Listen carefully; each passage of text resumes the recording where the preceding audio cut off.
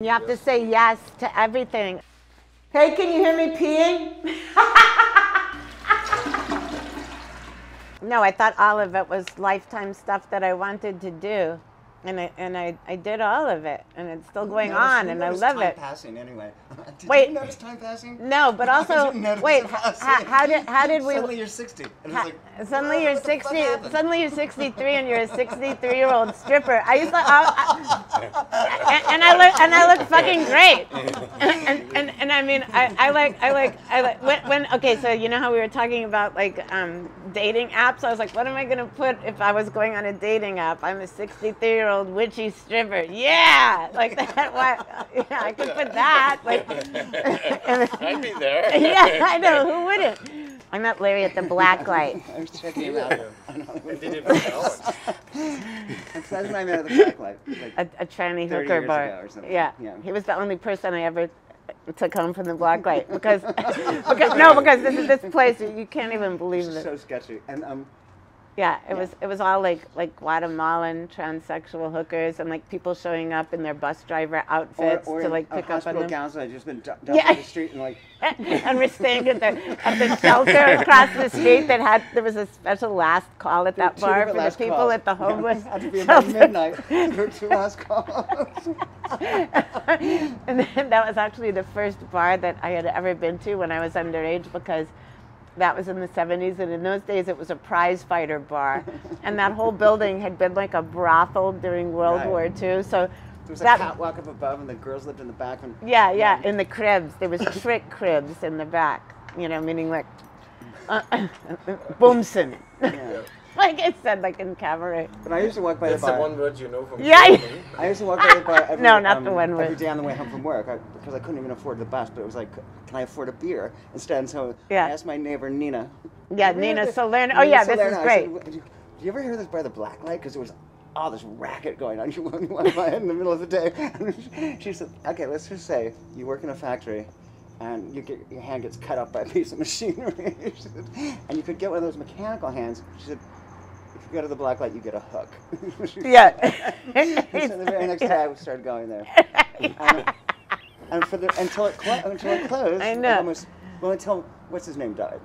And then it got kind What, of weird. Miss Dyke? No. I live in the same. No, they owned a Roger. Oh, Roger, when Roger died, And yeah. then, Alex is. There was Well, I took this it place. over. We could just go in there. I used to call in from like driving down from like my band playing in San Francisco and call the Blacklight, pull over on the freeway because there was no cell phones, at a payphone, and call the Blacklight and said I'll be there in time for last call, and they'd have like drinks sitting. As soon as we walk in, and they wouldn't let us stay after hours as well. Yeah, they used to lock us in, and we could stay there after hours a lot. And But so then, I remember the toilet tags had chains on them because we were hiding drugs and shit in the Yeah. toilets.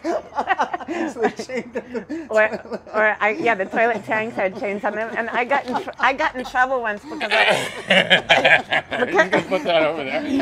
because I was in the bathroom at the Blacklight, the ladies' room, which I was the only lady that peed with the seat down because everyone else had like a cock, and, you know, and was Yeah. living as a woman. But so I would always leave the seat when I left the bathroom there. I would leave the seat up out of courtesy Yeah. to the other women that were there. But one time I went there with a friend of ours who was a female to male trans person, and this was before they were calling them trans persons. So you know, anyway, he was in the bathroom with me and Jane from the Go-Go's, and of course we were doing drugs in there because everybody did. But when we came out, like the bartender started screaming at me, and he's like, "You can't have men in that bathroom." And I was like, "There's men in that bathroom all the time." And he's like, "No, there's not." And I was like, "Okay, I know they're women, but they all have cocks. This man has a pussy." And he's like, "Shut up, Pleasant." And I was like, "Why would I make it up?" I was like, "He sits down to pee." Like, you know, like, and plus it was my birthday. I was really offended. He didn't believe me. Like, why would I couldn't have thought of that like off the top of my head. But anyway, the Blacklight, that was where I met Larry. Yeah. There is a song. It's me with this English sort of industrial band called Peace Division, and it's called Blacklight Sleaze. Yeah. and it became a hit. It entered the British charts above Madonna. When I was over in England, like for my first time overseas to teach belly dance, it was hitting the charts. It was crazy. I could walk into any Top Shop or high street store and it was playing. It was pretty wild. Well, a lot of people were living at one building in the 70s punk scene, but I wasn't living in that building. I had my own place that was its own whole scene. It was like, but that building was right across the street. That building was called the Canterbury Arms, and it was right across the street from the Mask, which was the first underground punk rock club. But that was also kind of a coincidence because Hollywood in those days was so run down. It was like an urban version of a little abandoned Midwestern town. There was nothing going on. So the rent everywhere was really cheap. It was all either like really old people that had lived there since the 30s and the 40s, or like the building that became like the place where most of the punks lived was, it was run by a really crooked manager that was doing drug deals on the side, and there was like gangs living in there, and you know, and the the Mask, the underground punk club, was in the basement of a porn theater, and the basement was empty. So, like Brendan Mullen, the guy that went to start it, just asked, like, you know, the theater if he could rent it, you know, for rehearsals, and they didn't care, you know, because most people were rehearsing in the daytime or at night, but they just happened to be right there, and then my house was like right around the corner. So that was not on purpose. It was just, I think maybe that's how a lot of scenes spring up, because you look for the place where someone who's like a new or struggling artist can afford. That's why it all happens, you know, before shit gets gentrified. But punk rock didn't produce any gentrification. Yeah, no, like, punk rock didn't. Like the art world immediately does. Of course, boutiques move in. Oh yeah, yeah. Galleries move in. Yeah, punk rock doesn't. Punk rock didn't. Like it didn't get that didn't affect your property value. It didn't get. Not back then, but it did in the long run. If you really think about it, though, you know that really, though, in any state, because I travel around Los Angeles, those are the magnetic sort of like the neighborhood, the one that gravitates to. That actually does. Maybe it's 10 years later, but it, Right. it Yeah, does but end that's up with the when- yeah. Starbucks on every Like you corner. said and about everything. Greenwich Village in New York as well, right? Yeah, Like, yeah, or the Bowery, the beatniks Bowery. Yeah. and then shit. Yeah. Yeah. It's because it's so cheap to live there. You can have a part-time job and Right. pursue your art Right. Yeah.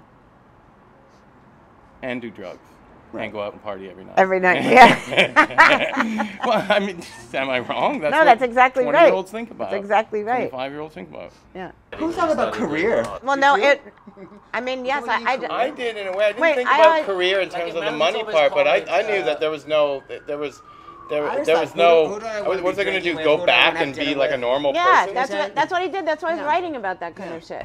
Yeah, it was always, and I still tell my students. Who do I want to know? Just think about who do you want to know? Who do you want to have dinner with for the rest of your life? Who do you want to run into the rest of your life? You know? Coyote and I were talking about that sort of like this afternoon before we came here. We were talking about like in the rock and roll scene, you know. And then I was like, I just always looked at it like if I was you know, a nurse or into any kind of medical thing, or I wanted to be a doctor, I would only be seeing doctors. Right. But like rock and roll, like that was what I wanted. So that was, you know. Yeah.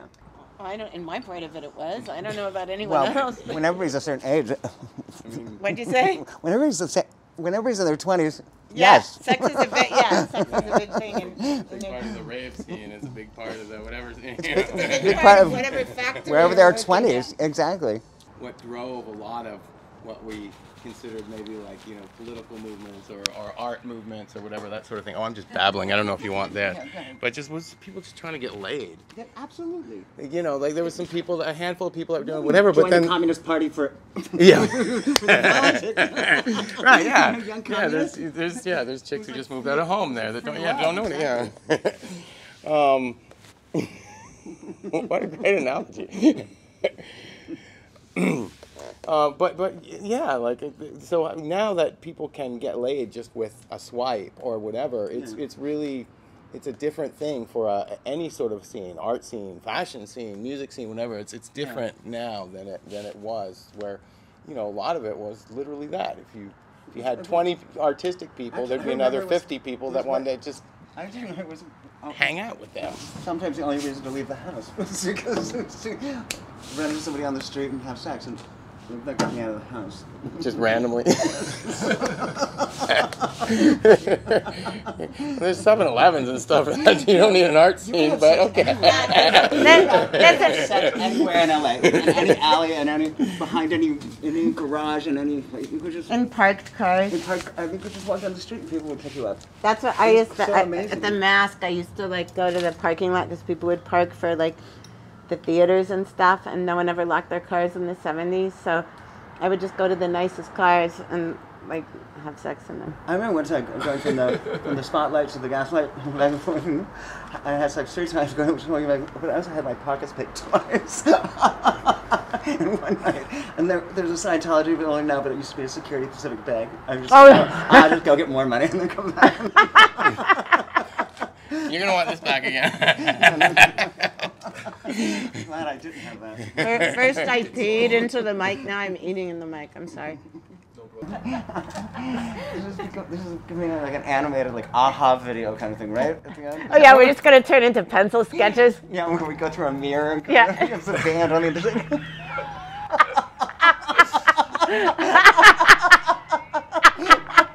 This is like how me and Larry always are, just like screaming about shit like this. I thought I called you and told you that he was in the bank, but he was really short. Like, Pleasant was the best on the phone. Like when there used to be phone conversations. Oh yeah. I said, let's do talk on the phone blindfolded. And I told Coyote this. Say it. It's the hardest, sexiest, weirdest thing in the world. So we're talking for like an hour with blindfolds on. Blindfolds on. Yeah. And then I said, hold on, I'll be right back. And I went to the bathroom because I was thinking I just want to see how submissive I look with a blindfold on. So I had the blindfold off to walk to the bathroom, and then I put it on and I looked in the mirror and I was like, oh, I can't see because it's a fucking blindfold. I miss the phone. I know, we used to talk on the phone for hours. I really miss it. Nobody knows how to talk on the phone anymore. I used to fall asleep with Dennis Crosby. We'd both be in 2 different houses watching like 1940s movies all night long and fall asleep with the landline phone. Like just talking about what Joan Crawford was wearing. Michael last night did the same thing, watching old movies. Movies Till Dawn. Yes, Movies Till Dawn. There's a story called that in my new book. It was unbeatable, Movies Till Dawn. It was the best thing ever. You could come home anytime, high, drunk, whatever, and there'd be a Mae West movie on or something. Yeah, a Mae West movie or like A Taste of Honey. Yeah. They didn't care what the Creeping Terror. That's what I said. Whatever they could get, they would put it on. In my book, I said it was like as though some drunk employee there just like would just like have another shot and just go, I'm gonna play this and then I'll play that, and because they'd have movies on all night, but none of them. It would be like a really cheap horror movie, then like a total like current classic, and then an Oscar winner from like 1945. Like a 10-year-old TV movie. Yeah. And with Kyle Worthington. And the commercials were just great too. They were repetitive. There was this guy named Kyle Worthington, and he dressed like a cowboy. And he had a chain of like in Long Beach. He had all these used car stores, but it would be like, here's Kyle Worthington and his dog Spot, and sometimes Spot was a dog, but sometimes it was a hippopotamus or an elephant or a rhino. Yeah. And then he'd be like his feet would be strapped onto the wings of a biplane, and he'd be flying upside down. And the song was like, go see Cal, go see Cal. Cal. And then I will stand upon your head to my ears are turning red.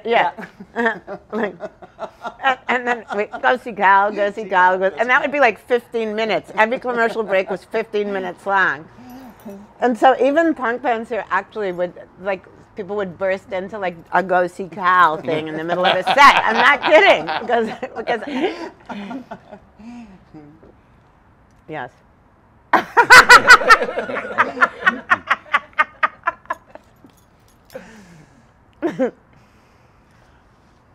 What? Where do we go from here? During the pandemic, when everything was closed in Los Angeles, including the parks, I was coming down here every day because I had been coming here in the 70s, like nonstop. In the 70s, this place was, it had different owners, and it looked like the set of a horror movie. The gates weren't locked at night. like there was like a lot of the mausoleums had been broken into, and I know the original. These are the original Ramones ducks, by the way. These 4 who just wandered down here. yeah, and we'll tell you about them. She's gonna get to that, but Yeah. just so you don't miss it. That's them right there. Anyway, so everyone that was into punk rock started coming down here, mostly led by me, because you could bring alcohol here, and we were all like too young to drink or get to bars. And there was nobody here to disturb except the people that were buried here, and the owners didn't care. The gate wasn't even locked at night. So I've loved this cemetery for years because I love cemeteries. But during the pandemic, hi you guys. During the pandemic, I was coming here every day, and Coyote asked me why I was coming to the cemetery, and he thought I was doing witchcraft here. And I told him it was because I was feeding the ducks and the stray cats, and he was really excited that there was ducks here.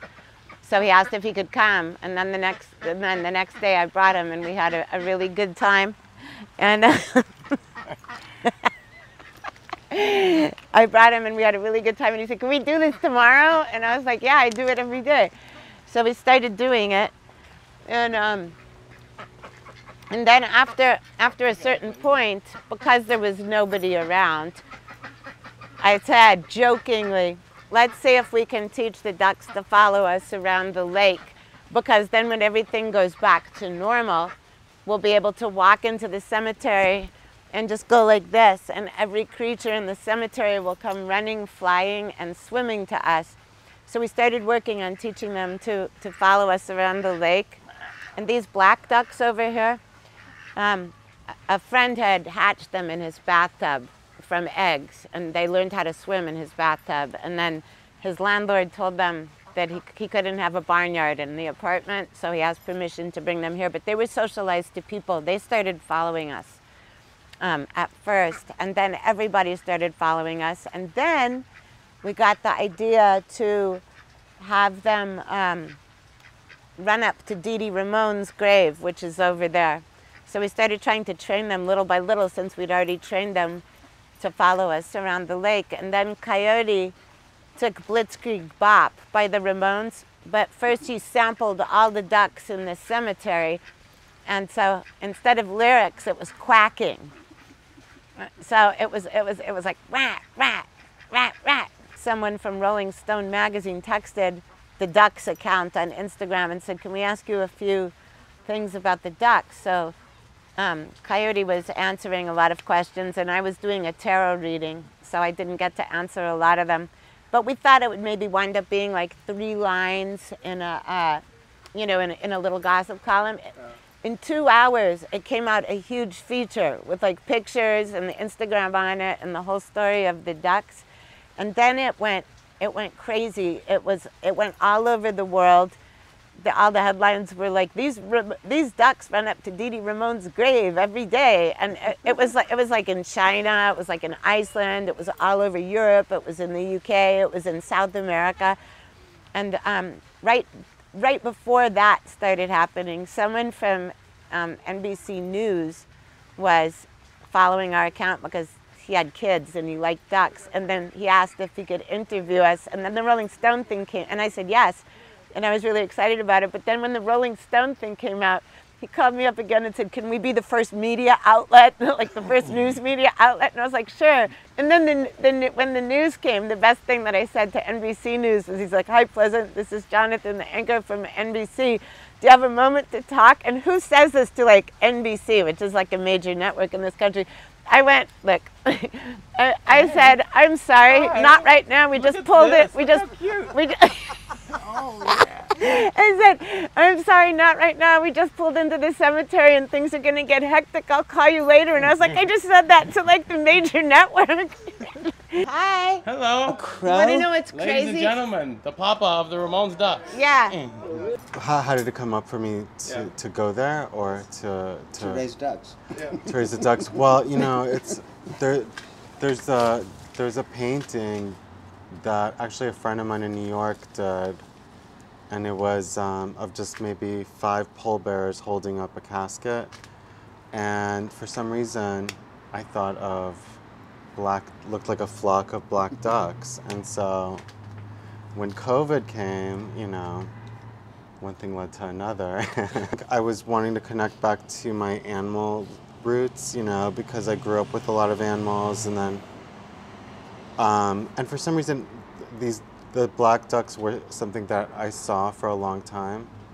So, like in my head, it would just be passing over in years, and then I thought I should do it, and so I found this place probably in Oklahoma, and they shipped them to me in the mail, and then and then I had to. It was a whole process. You had to, like, during the travel, you know, you have to get the equilibrium back in track, so you have to position them. Oh, no. And so I did a little bit of research and, like, tried understanding, like, the exact best way to do it, and it worked, and not every single one hatched.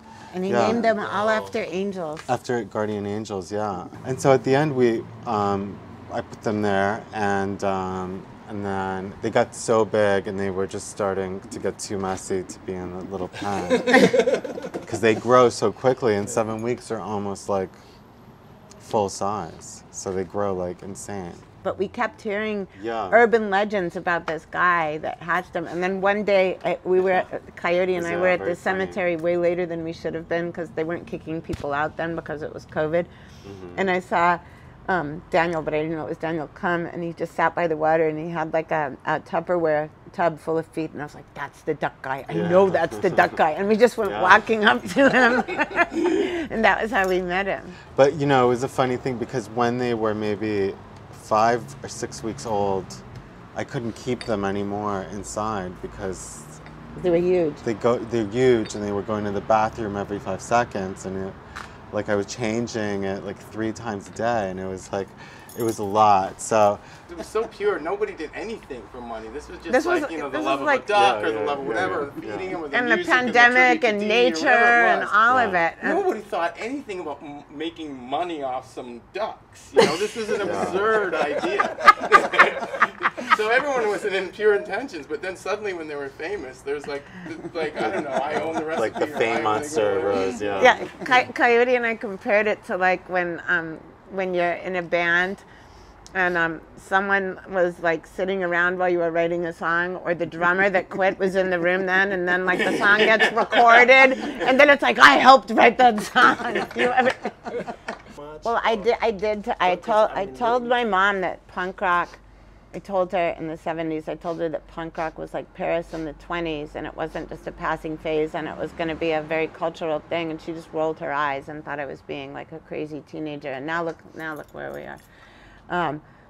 But I started like making a newspaper, you know, like a fanzine, immediately, because I was good at writing, and I knew I could do shit like that, and I was out every night anyway, and then almost immediately when I started doing that, then like the LA Weekly, which was the big weekly paper, asked me to write, and that's how I knew your name. Yeah, and then I started writing for Slash magazine, which was also a punk rock paper, but by older people who were artists that had money, so it was a real big newspaper with color printing and stuff. But I started writing, and then I would just send like writing to like other rock and roll magazines, but I had always cut typing class because I thought it was stupid and boring, you know. And I would rather like go and listen to Bowie and like smoke pot and take Quaaludes, you know, instead of going to typing class. So I thought I could write for a bunch of other rock and roll papers. So I wrote some sample reviews of records, like punk records and live shows. And those took me like maybe 20 minutes to write, but then I stayed up all night on speed going, like typing them. It took all fucking night to type them, and I typed them, and then I had to bring them to a Xerox place and get them Xeroxed, and then I sent them in the mail to all these magazines, and then every magazine like accepted them and said, do you have more? And I said, yeah. I'm like, what do you want me to write about? And they said, write about whatever you want. So then I thought I had a foot in the door. And so I was like, okay, well now I can just write it. So on my school notebook paper with the lines and the little holes in it, I just wrote the reviews and sent them in, and every editor called me and they were like, do you think you could type this? And I was like, my typewriter's in the shop right now. And then I was like, fuck, now I got to learn how to type. The writers had to get it in like at least a week before. So the deadline, when faxes came out, I thought it was magical. I remember the first time I was like putting a paper and I watched the fax machine do it. I was like, wow, someone in New York City is seeing this right now. Too. It was also art somehow because you could manipulate it. I remember Yeah. working in a record shop and making all this like pushing covers. Right. Yeah, or like Xeroxing your ass and like faxing it to someone. But I'll tell you a good fax machine story though. This was the best art project that ever happened in my house, I can tell you. So I was working at a record company and they were getting rid of all this office equipment and they said, here, you want this fax machine? And I said, yes. So they generously gave it to me with like a full roll of fax paper. And I brought it home and I was like, yay, now I don't have to like send stuff like way before. And so I put it down, I got it set up, I went to sleep, I went to work the next day and the fax machine was normal. When I was leaving in the morning, when I came home, there was like all these like little shreds, like about an inch or two wide, like all over the stairs, and I was like, what the fuck is this? And then I heard a noise, and I saw a light, and I looked up the stairs. I mean, there was like piles of it. Both of my cats were sitting there on top of the fax machine, and and they were looking at each other. They would look at each other, and then one would go like this and press the button. It would go, and then cut, and then they'd stop, and then the other one would look and say, "Now it's your turn," and then the other one would do it and cut. And they've been doing it all day. The main like 4 events in my life, I had dreams about it, and I just said yes to it. I'm not even kidding. Like when I saw how my band was going to be, I saw everything. I saw the way we looked. I heard the way it sounded. I knew what I wanted to call it. I knew who we wanted to play with. And so I just started trying to get a band together like that. And the first person that I called for that band was someone that I hated. I couldn't fucking stand her. We hated each other. It was like maybe the only person that I've ever had a hate fight with. We would see each other at clubs and be like, God, that girl's here. And it was like always one step away from a fist fight for some reason. But she was a drummer, and I wanted an all-female band. And in my head, I was like, okay, I have to find a drummer because there's lots of girl bass players, and there might be some girl guitar players, but it's really hard to find female drummers. I kept putting ads in the papers, you know, in the hard copy newspapers. There was nothing. And so finally I was like, shit, now I have to call Boom Boom, who I hated, right? So I fucking call her on the landline, and I was like, hey, is this Boom Boom? And she was like, yes. And I was like, hi, this is Pleasant. And the phone was dead silent, and she was like, Pleasant? And I was like, yeah, it's Pleasant. And then there was like another really long silence, and she said, and I said, what are you doing right now? And she said, folding laundry, like that. And so then there was another long silence, and I was like, oh, well, do you want to start a band with me? And then it was really silent, and she goes, what do you think? What are you thinking of? And I said, well, I'd like to see you in person to tell you. My whole life goes like that. My whole fucking life goes like that. I ask Larry. No, it doesn't surprise me that the ducks all came together here. Yeah, yeah, and that you're we staying could walk down here. the street and like street lamps would explode and stuff. Oh yeah, Anyways, so after I was like touring for nonstop, I decided to stay. And now we're flashing forward to like 2019. I decided I should stay home from touring all over the world to teach dance for like 15 years. You know, like maybe I should.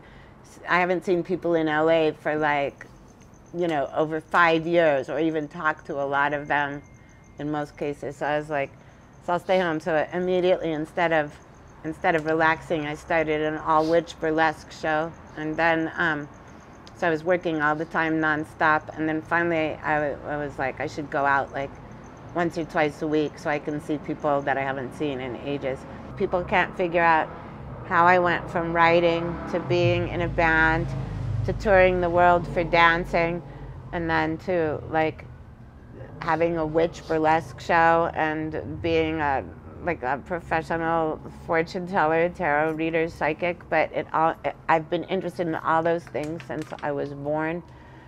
Like my mom even told me that, like I don't even remember this, but she told me a lot of times it would be sitting there at dinner in my non-religious family in the early 60s, and I would like pray to Allah. I was obsessed with Arabic culture when I was like 4. This was when I was 4. Like, and I'm not making this up. And so, I always wanted to dance. That was like the thing that I mainly wanted to do. And when I was 7, I bugged my mom for dance lessons, and she brought me to this tiny little shoebox-sized studio. This was in Connecticut. And the lady said in front of me, "Oh, she'll never be a dancer. She has flat feet." And I went home and I cried and cried because my mom had danced on Broadway, and she was a singer. So I grew up like in the theater. My father was an entertainment writer, but. So then I just started acting, and then I was writing stuff for papers then when I was like 8 and 9, like for the regular paper. But it was always something that a kid would write about. Like I would write about seeing Peter Pan, but they didn't ask like all kids to do it. So I did that. But so after I got here, I was writing, and then I didn't even think of dancing. I was too excited about rock and roll, and I was at a club one night and dancing to the band, and this girl came up to me in the bathroom and she said, "Are you a belly dancer?" And I was like, "No, why?" And she said, "Because you move like one." And I was like, "Really?" And she's like, "Oh yeah." And then I said, "Why, are you a belly dancer?" And she said, "Yes." And I was like, I want to see you because my father had written for National Geographic, and I still, as someone that was almost 30, had this fucking picture that I cut out of National Geographic of a Turkish belly dancer. I carried it around in my wallet because I thought that was like the best thing ever. And I would look at it and be like, why do I still have this? Anyway, that girl was a belly dancer. I went and saw her dance, and then I forced her, like we liked the same band, so we'd always be at someone's house for an after party. I would say, "Let's go, teach me some belly dancing." And we'd go in a bedroom, and we'd, it'd be like 3:30 in the morning, and we'd be like drinking like, Jack Daniel's straight or something, doing belly dance moves, and people would be banging on the door going, "Let me in, let me in, let me in." And then suddenly like the door would open and they would follow, and they'd be like, "What the fuck are you guys doing in here?" They thought we were doing blow, but instead like we were like dancing, and they're like, "What are you doing?" And I was like, "We're belly dancing." And they were like, "Okay," like as though we were doing like heroin or something. And so then I was like, "Why don't you come to my band's rehearsal studio?" Because I had already had a band, and I was like, "I'll call up every girl I know and tell her we're gonna have belly dance lessons on Saturdays." So I moved all the amps and all the equipment, and she came in the first week, like about 12 people came. Then the second week, like about 10 people came. Then the next week, about 5 people came, and then I was the only person doing it. So then I got another teacher to come there, and she taught me a few classes, and then she didn't want to do it anymore. So then I said, "I'll clean your house. I don't have any money, but I'll clean your house if you teach me." And I hated cleaning. That was like still my thing that I hate the most. But if there would have been like YouTube or any kind of social media with films in those days, I never would have danced. But people got happy when they saw me dance and my name. But I thought belly dancing also like blissed women out, because I've seen No, it does. And everybody's just like blissed out. No, it's blissed completely. out, but not if you look like you're concentrating on a choreography and stuff. Like I knew that when I was dancing, even in those days, like if a grandma, an old Arabic, like an old Syrian or Armenian or Persian or Egyptian grandma would come up to me, which is what happened every time, grab me by the cheeks, pinch my cheeks, kiss me, hug me, like alhamdulillah, you know what I mean? Like, and I was like, well, when people started talking to me in Arabic, I was like, okay, I might just be a beginner, but like people I don't even know are constantly hiring me, and like the old ladies love it. It's not like just guys leering. So that was how it started. And then, my life just kind of went, and I was like getting sick of the music scene because there was so much competition between all the bands, and because anytime I went out, either people would be asking me about my band, or there'd still be people shoving cassettes into my pocket or my purse, or wanting to talk about I should come and see their band when I was just trying to have a drink with someone to talk or something, you know what I mean? And so as I was going into Arab clubs, I was like, this is cool. They don't know that I'm Pleasant Gehman. They just think that my name is Farhana, which means pleasant or happy. And I was like, they know nothing about me. And I would like look at Arabic cassettes and be like, okay, I need nails like that. I need to put my hair like that. What am I going to wear to a fucking Arabic club? Like a denim miniskirt and torn up fishnets and spike heel boots? No. So I used to go to my mom's house and steal her clothes, which were kind of secretarial, but I didn't have money to buy clothes, We drive we do that. We do that all the time. We do that driving around like, oh yeah, remember that building? Like, yeah. She wins this game, by the way, of course, like here in LA. Except he fucked someone on Detroit Street, and I was obsessed with Detroit Street, but I never had sex with anybody. I didn't fuck anyone. I didn't fuck anyone there. Oh. Detroit Street adjacent? Yeah. No, it was Detroit Street. It just wasn't fucking. It was fucking adjacent. I see. Oh, I like that term, fucking adjacent. Yeah. That's so It's good. that's blowjob, basically. Yeah.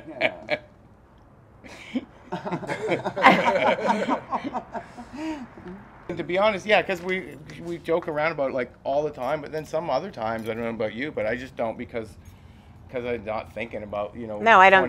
No, I don't talk about that a lot either. But 'Cause I'm in the moment sometimes so we drive around a lot though, like, and we get scared because we'll see a corner and we'll be like, wait, what used to be there? And then we're like, yes. Not a clue. Like, and we're then we're old like, people fuck, now. we're this corner. old. Yeah. But the city has changed so fucking much. I know, especially in the past 5 years. It's terrifying. The other day was like, Selma?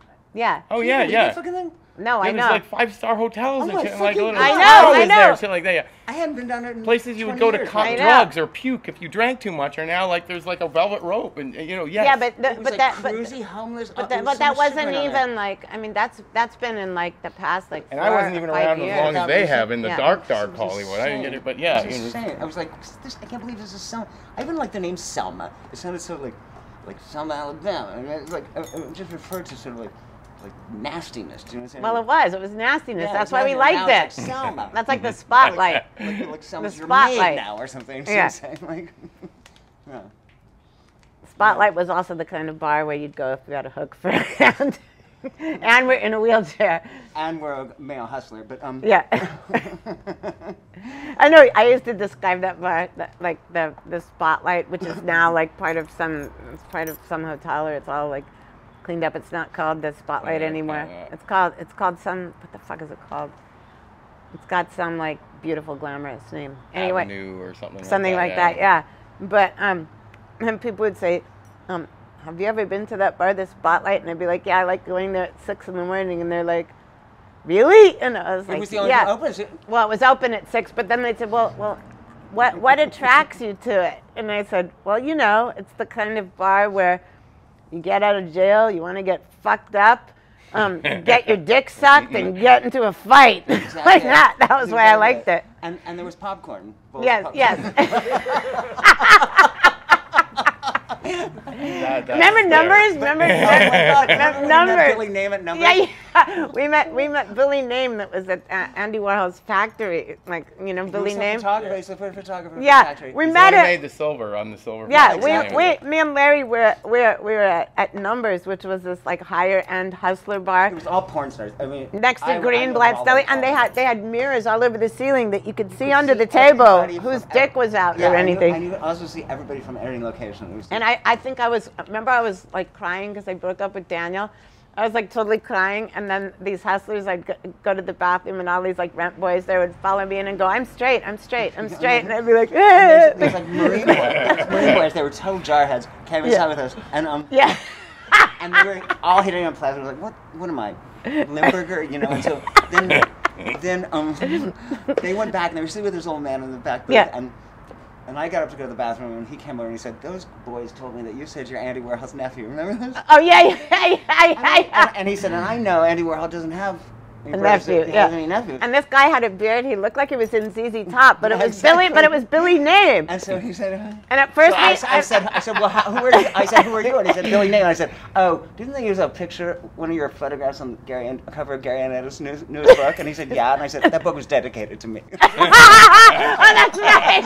And we went back to his hotel room, the Chateau Marmont. Yeah. And Pleasant, because there were all these gift baskets. He was in town. yeah. And Pleasant grabbed all the little cameras out of the gift basket. Oh yeah. And started taking pictures. And for some reason, I'm wearing lipstick in all the pictures. I don't know why that is. Because you were with me. I don't know why that is. I put it on you. Did you guys go to the toilet? Huh? Did you use the restroom? Yeah, you didn't hear me say that? Oh, I didn't say, I didn't, you didn't hear me say, like, hey, can you guys hear me peeing? I said it in the bathroom. Because of this thing. Yeah, okay, I yeah. do. Wait, this is a good story. Okay, so it was Mardi Gras in New Orleans, and I had gotten separated from the people that I was with, and we'd all been on speed for days. And like the minute I landed, like they were giving me speed. How many days did you have by that point? Oh, okay. I was wearing a zebra bikini and an orange headdress and boots and fishnets, and I had this orange bag that was like supposed to be like a little tote that you put like your sunglasses in or something. It had 42 pounds of Mardi Gras beads in it. And so I got separated from everyone I was with, and I was on LSD and speed and ecstasy, and I was drinking. And so this guy started sort of escorting me around, but he wasn't touching me. He was being really polite. He was taking me into bars and buying drinks that I really didn't need. And then he's like, "What's in that bag anyway?" And I was like, it's just all Mardi Gras beads. Will you hold it? And he said, "Okay." And so he was holding it. And then I said, and I already had a ton of them on my neck. I said, if one more fucking person comes up and gives me Mardi Gras beads, I'm going to have to see my chiropractor. And this really old man came up and he goes, "Happy Mardi Gras, baby." He was really old. And he had this fucking necklace that had eggs that were the size of, the beads like were the size of Fabergé eggs. And they looked like pearls. And he put it around my neck. And I was so fucked up, I sort of fell. I smashed into a couple that was making out. I tripped off the curb, and I was like, I'm sorry. And then the guy looks up and he's like, "Pleasant, what are you doing here?" And I was like, "Oh my God, what are you doing here?" And he said, "Don't tell my wife I'm with my secretary." And then the guy, the old man had disappeared, but the guy that was holding my bag said, "You know this guy?" And I was like, "Yeah, it's my chiropractor." And he said, "Your chiropractor lives in New Orleans?" And I was like, "No, he lives in LA." Like that.